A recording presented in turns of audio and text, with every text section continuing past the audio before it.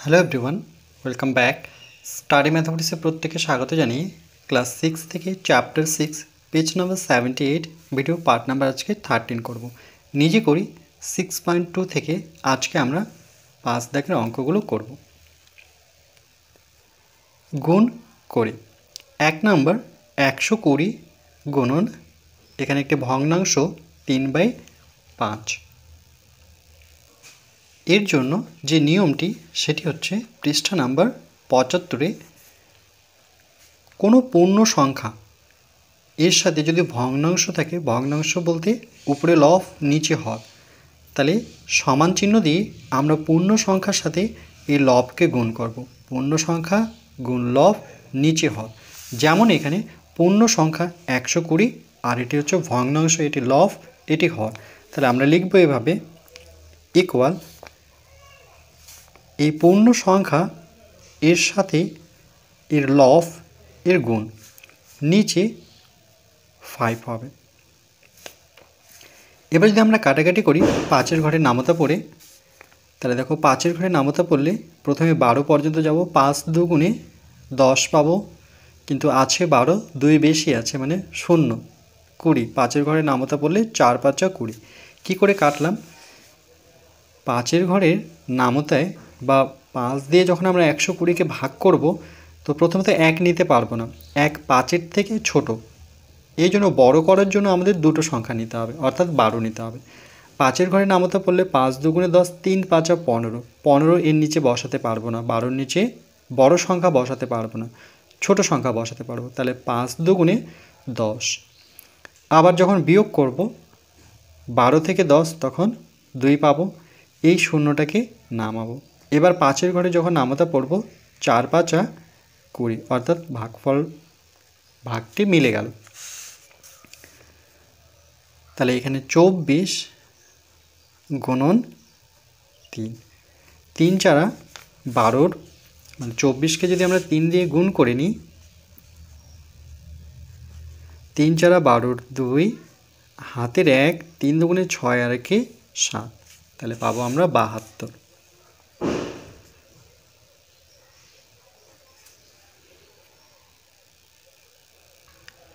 এরপর আমরা 2 দাগের অঙ্কটি করব।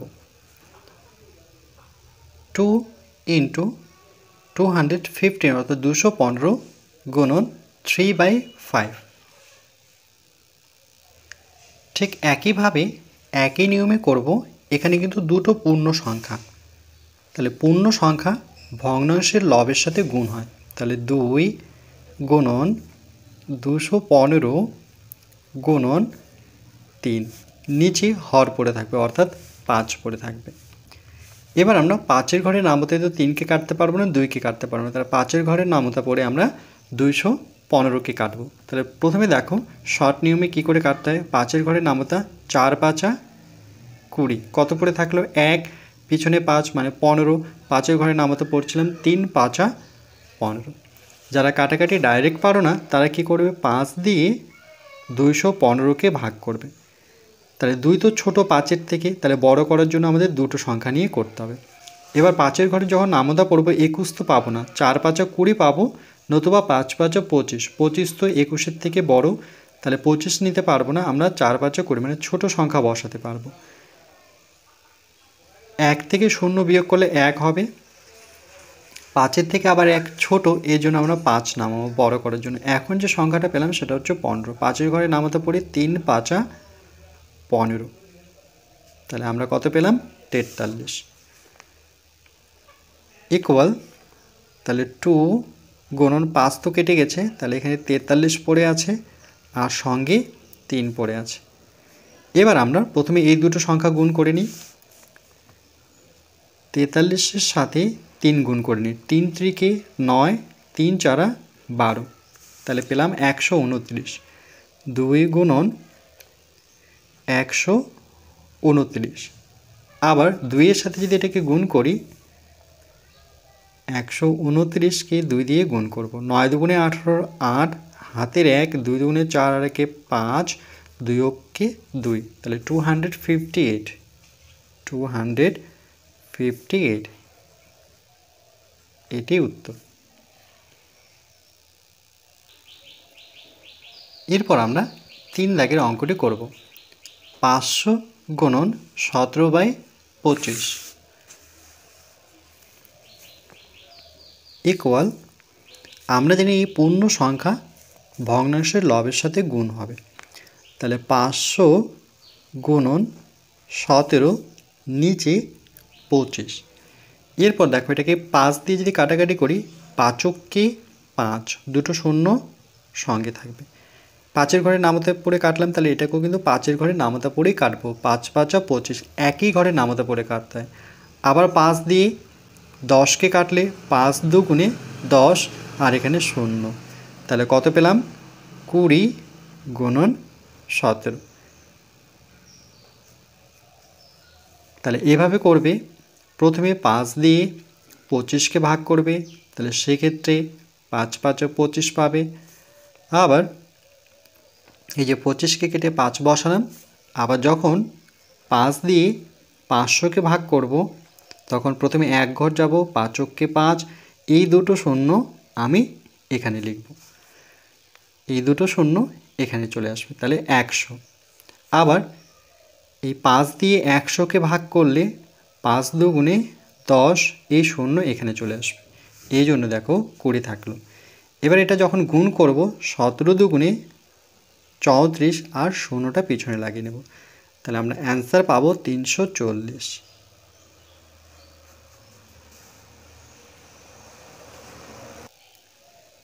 এরপর আমরা 5-এর 4 দাগের অঙ্কটি করব। 169 × 4/13 ইকুয়াল টু, এখানে 13 দিয়ে যদি এটাকে কাটি, আমরা 13 13 গুণ করলে কিন্তু 169 পাবো। তাহলে আমরা তার আগে জানি পূর্ণ সংখ্যার সাথে ভগ্নাংশের লব গুণ হয়। তাহলে 1 6 9 গুণন 4, নিচে 13 বসাবো। এরপর 13 দিয়ে 13কে গুণ করলে 1 6 9 হয়, তাহলে আমরা পেলাম 13 গুণন 4। কী করে পেলাম? 13 দিয়ে 1 6 9কে ভাগ করব, 13কে 2 দিয়ে গুণ করব, 3 দিয়ে গুণ করব, 4 দিয়ে গুণ করব, 5 দিয়ে গুণ করব।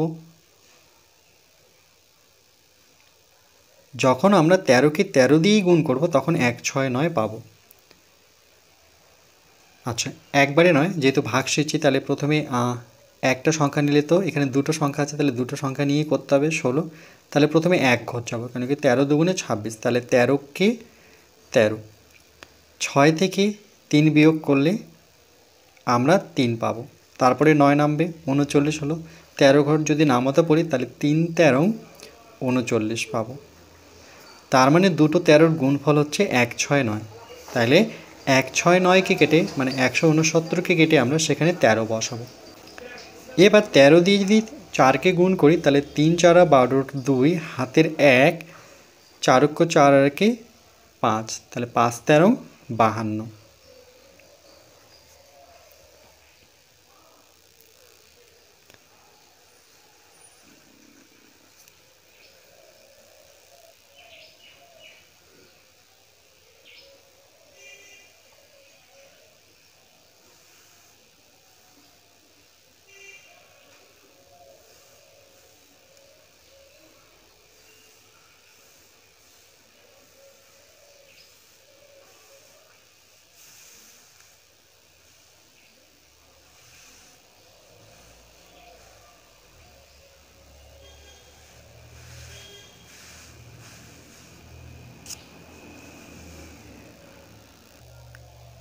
এরপর আমরা 6-এর অঙ্কগুলো করব।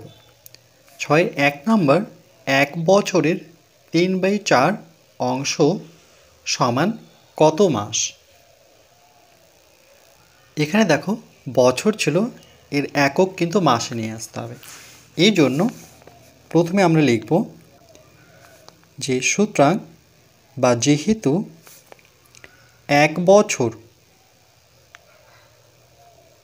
বছর সমান, আমরা জানি 12 মাস, 12 মাসে 1 বছর হয়। তাহলে পরবর্তীতে এই 1 বছরের জায়গায় আমরা লিখব 12 মাস। তাহলে আমরা এইভাবে লিখব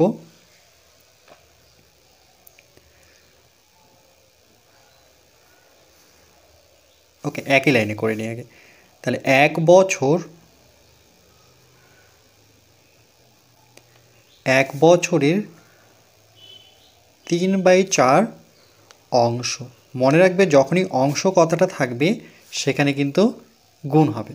কার সাথে গুণ হবে? 1 বছরের জায়গায় আমরা 12 বসাবো গুণ চিহ্ন দিয়ে, অংশ যেহেতু ছিল এই অংশ, এই জন্য গুণ চিহ্ন দিয়ে আমরা 3/4 বসাবো। যেহেতু 12 বসিয়েছি তাহলে তার একক কিন্তু আর বছর হবে না, এখন হয়ে যাবে মাস।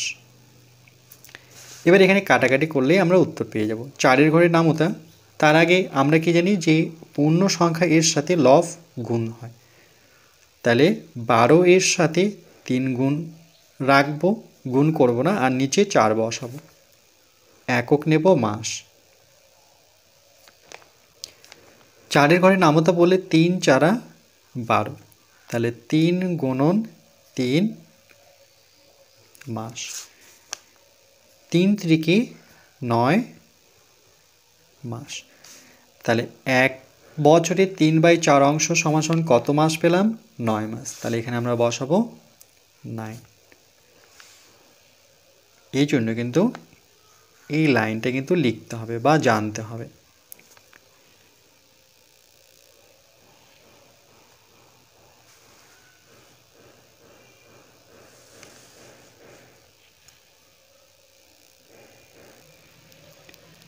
এরপর আমরা 2 দাগের অঙ্কটি করব। 5 টাকার 3/4 অংশ সমান কত পয়সা, আবার সমান কত টাকা কত পয়সা। প্রথমে যেটা জানতে হবে টাকা আর পয়সা, তাহলে আমরা লিখব যেহেতু 1 টাকা সমান 100 পয়সা, এটা কিন্তু জানতে হবে। 1 টাকা সমান 100 পয়সা। তাহলে 5 টাকার 3/4 অংশ, 5 টাকার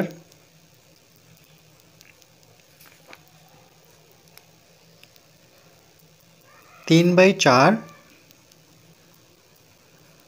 অংশ,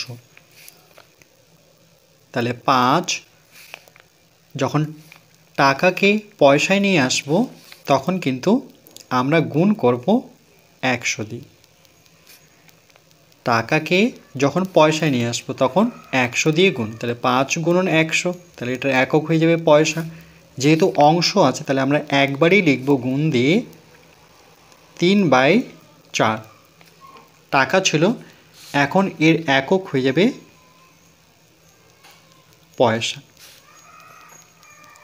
সমান পূর্ণ সংখ্যার সাথে ভগ্নাংশের লব গুণ অবস্থায় থাকে, তাহলে 5 গুণন 100 গুণন 3, নিচে হর হবে 4, একক লিখব আমরা পয়সা। সমান এবার 5 দিয়ে যদি কাটাকাটি করি, না 4 দিয়ে কাটাকাটি করব 100কে। 4 ঘরের নামতায় প্রথমে 10 খুঁজব, তাহলে প্রথমে 4 দুগুণে আমরা 8 করব, 2 পড়ে থাকলো, তাহলে 4×5 20। কী করলাম? এই 4 দিয়ে আমরা 100কে যদি ভাগ করি, প্রথমে দুটো ঘর নিতে হবে, কারণ 4-এর থেকে বড় দেখাতে হবে। 4 দুগুণে 8 করব, 3×4 12 করতে পারবো না, কেন 10-এর নিচে আমরা বড় সংখ্যা লিখতে পারবো না নিয়ম অনুযায়ী। 10 থেকে 8 বিয়োগ করলে পরে 2, 4-এর থেকে 2 যেহেতু ছোট সংখ্যা হলো এই জন্য 0 নামাতে হয়। 4-এর ঘরে নামাতে পড়লে 4×5 20, তাহলে আমরা কত পেলাম? 25। তাহলে 5 × 25 × 3, একক লিখব পয়সা। সমান এবার 25 দিয়ে 5কে গুণ করে নিই। 5×5 25-এর 5, হাতে থাকলো 2, 5 দুগুণে 10, 10 আর 2 যোগ করলে পরে 12, তাহলে আমরা পেলাম 125। তার সাথে আবার 3 গুণ করব, তাহলে 125 এর সাথে যখন 3 গুণ করব, 3 5 15, 5 হাতের 1, 3 দুগুণে 6 আর 1 7, 3 অক্ষ 3, তাহলে আমরা পেলাম 375। 375 একক হবে পয়সা। তাহলে এখানে যেহেতু প্রথমে পয়সা বের করব, তাহলে 375 পয়সা। এবার যখন টাকা আর পয়সায় নিয়ে আসবো, তখন আমরা জানি 1 টাকা সমান সমান 100 পয়সা। তাহলে 100 দিয়ে যখন আমরা এটা ভাগ করব তখন পয়সা পাবো। তাহলে 100 দিয়ে আমরা 375কে ভাগ করব। এবার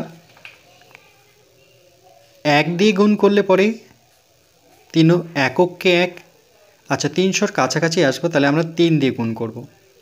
তাহলে 300, 3 অক্ষ 3 আর দুটো শূন্য, 300। যদি 4 দিয়ে করতাম তাহলে বেশি হয়ে যেত। 4 দিয়ে 100কে গুণ করলে 400। আমার 375 আছে, তাহলে 400 তো বড় সংখ্যা লিখতে পারবো না, ছোট সংখ্যা লিখতে হবে। বিয়োগ করে নিই, 5 এখানে 7 নামবে, আর তো যাবে না, কারণ কি 75 ছোট।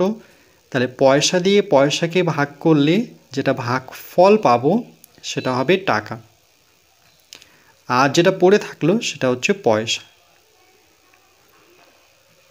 তাহলে 3 টাকা 75 পয়সা। তাহলে এখানে বসাবো 3 টাকা 75 পয়সা। এটাকে আমরা পরবর্তীতে এইভাবে লিখতে পারি, 3 টাকা 75 পয়সা।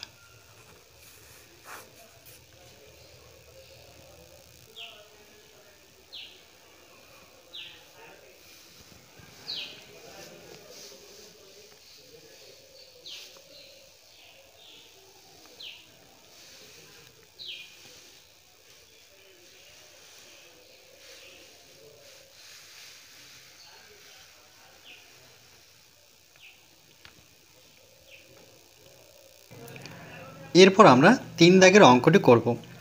7টি আপেলের 3/5 অংশ সমান কতটি আপেল? তাহলে লিখব 7টি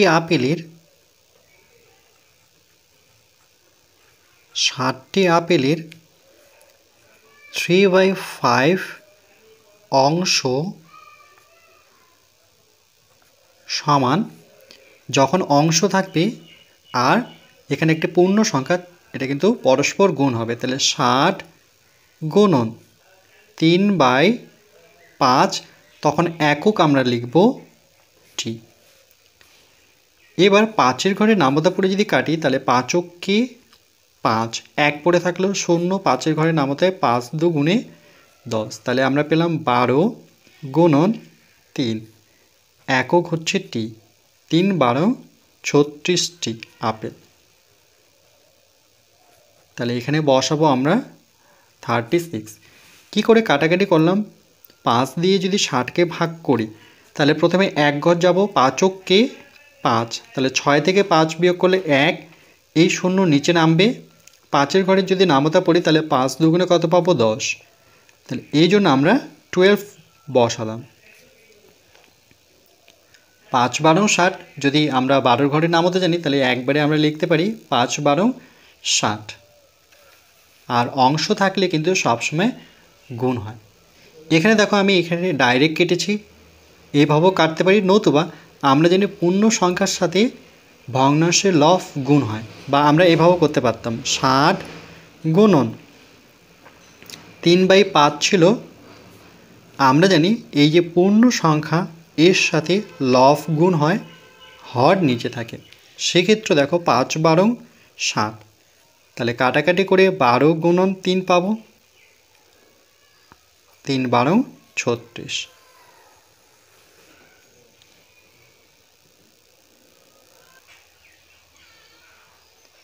এরপর আমরা 6-এর 4 দাগের অঙ্কটি করব।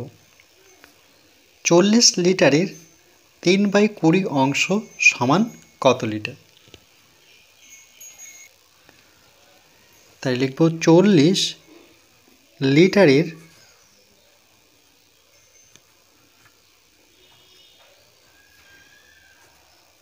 3/20 অংশ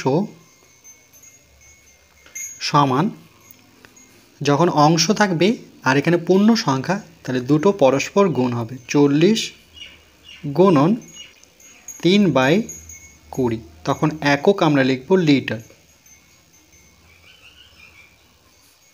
সমান আমরা জানি পূর্ণ সংখ্যা আর ভগ্নাংশের লব সরাসরি গুণ হয়, 40 গুণন 3/20, একক হচ্ছে লিটার। 0 0 কেটে নিই, তাহলে পড়ে থাকলো 4 গুণন 3 নিচে 2, একক হচ্ছে লিটার। 2 ঘরে নামতে 4কে কাটলে 2 দুগুণে 4, তাহলে 2 গুণন 3 একক লিটার, 3 দুগুণে 6 লিটার, তাহলে আমরা পেলাম 6 লিটার।